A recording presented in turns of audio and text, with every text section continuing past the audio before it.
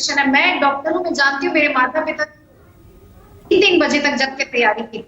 ये वो बच्चे जिन्हें काउंसलिंग की तैयारी करनी थी या फिर नीट एग्जाम से बाहर होकर फिर से तैयारी करनी थी, ये कोट दर कोट भटक रहे हैं। और सरकार आपातकाल पर चर्चा करना चाहती है। सरकार शिक्षा के आपातकाल पर चर्चा नहीं करना चाहती। 24 लाख बच्चों का भविष्य दांव पर है, पर यहाँ आपातकाल खेला जा रहा है। अशोक यादव जी, ठीक है मैडम, आपने बात रख ली अपनी। अशोक यादव जी, समाजवादी पार्टी का भी वही रुख है, हम जानते हैं, जो कांग्रेस का, क्योंकि आप साथी हैं। लेकिन अभी आपने शिवम त्यागी जी को, प्रोफेसर वीरेंद्र सिंह को सुना। उन्होंने कहा कि जांच चल रही है, जांच के आधार पर ही आगे फैसला लिया जाएगा। उनको भी भविष्य की चिंता, ऐसा नहीं है विपक्ष कोई चिंता सता रही है। देखिए विपनेश जी, एक शेर है कि दोपहर तक बिक गया बाजार में एक एक झूठ, शाम तक बैठे रहे हम अपनी सच्चाई लिए।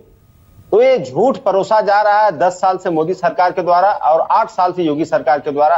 अब मोदी सरकार के द्वारा जो झूठ परोसा जा रहा है लगातार, उसमें कि परीक्षा पे चर्चा मोदी जी के द्वारा की जाती है, वहीं परीक्षा के जो हमारे छात्र उन्हीं का भविष्य जो गर्त में डाल दिया गया।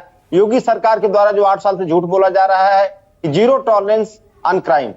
आप ये बताइए, उन्हीं के योगी सरकार का कैबिनेट मंत्री ओम प्रकाश राजभर, जिसकी वीडियो वायरल हुई है कि आप परीक्षा देकर फॉर्म भर के कॉल लेटर हमको दे दो, हम आपका जो है हमको कॉल करना और कहीं न कहीं जुगाड़ हम कराइए देंगे। ये उनका बयान है। ओम प्रकाश राजभर जो कैबिनेट मंत्री है, और उनका विधायक बेदीराम खुलेआम, आपने देखा होगा कैसे 2-3 दिन से बवाल मचा हुआ है। तो जब उन्हीं के कैबिनेट मंत्री खुलेआम भोंपू में बोल रहा है, उनका विधायक बोल रहा है, और योगी सरकार दूसरी तरफ कर रही है हम जीरो टॉलरेंस है, तो कहीं न कहीं उनके जीरो टॉलरेंस बोलने में और उनके एक्शन लेने में जमीन आसमान का अंतर है। आप ये बताइए, एक तरफ योगी सरकार कहती है कि हम जो है 1 करोड़ रुपए जुर्माना और लाइफ टाइम इम्प्रिजमेंट और बुलडोजर ये कार्रवाई करेंगे, तो आप एक नजीर पेश करिए अपने विधायक और अपने कैबिनेट मंत्री पे, तब इस प्रदेश की जनता को विश्वास होगा कि योगी जी के कथनी और करनी में अंतर नहीं है।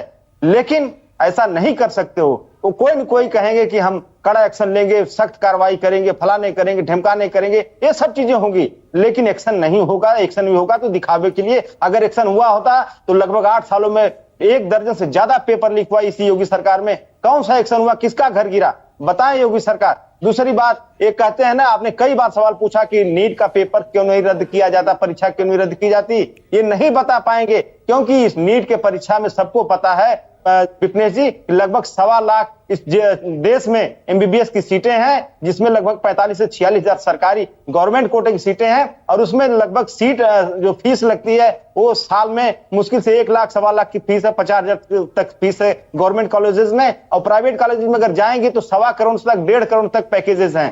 तो ये जो एक इकोनॉमी चल रही है, हजारों करोड़ रुपए दांव पे लगे हुए हैं, और ये पैसे किसके हैं? ये पैसे इन्वेस्टर्स के हैं, जो भारतीय जनता पार्टी के लोगों के साथ मिलकर इन्वेस्ट कराए हैं पैसे। और अगर परीक्षा निरस्त हो जाती है विपनेश जी, तो पैसे इनके डूब जाएंगे। वो पैसे कहां से देंगे भारतीय जनता पार्टी के लोग? इसीलिए आप 60 लाख अभ्यर्थी जो पुलिस अभ्यर्थियों का पेपर जब लीक होता है उत्तर प्रदेश में, तो क्यों परीक्षा रद्द कर दी जाती है? यूजीसी नेट की परीक्षा रद्द कर दी जाती है, नीट पीजी की परीक्षा रद्द कर दी जाती है, लेकिन नीट यूजी की परीक्षा का रद्द नहीं होने का कारण सिर्फ है कि हजारों करोड़ रुपए इन भाजपाई चोरों के दांव पे लगे हुए हैं। और जनता जान रही है विपनेश जी कि अगर इसी तरह से उसके बच्चों का भविष्य भाजपाइयों के हाथों अंधकार में होता रहा तो दिन दूर नहीं है 2027 का विधानसभा चुनाव उत्तर प्रदेश का, जवाब देना चाह रहे हैं, जिसमें उत्तर प्रदेश की जनता भाजपाई लोगों को मैं छोटा सा चाहती हूँ। अरुण यादव जी का मुझे रुख करना है।